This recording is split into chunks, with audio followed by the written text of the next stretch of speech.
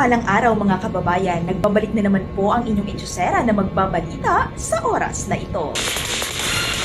Kasalukuyan pa rin pong namamayagpag ang pangalan ng nag-iisang reyna ng solid team na si Inang Daisy Meona Peliarda na sa kasalukuyan ay may 285 followers.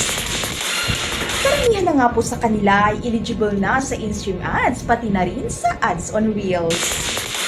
Kanya-kanya na nga po silang diskarte sa kung paano ma-reach ang target na minutes views para sa in-stream ads monetization at sa pagpapapansin kay Lolo Mets para maimbitahan na sa pag-setup ng ads on Reels.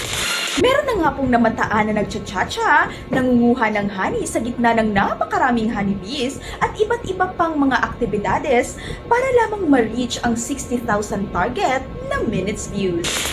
At kung isa ka sa mga hindi pa nakakilala sa Solid Team ay maaaring bisitahin mo na ang profile ng kanilang reyna at huwag kalimutang mag-react, mag-comment at mag-share para malambing ka ng bongga ng libu-libong ka-Solid Team.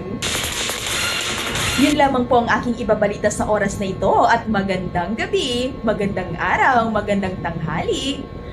Bye!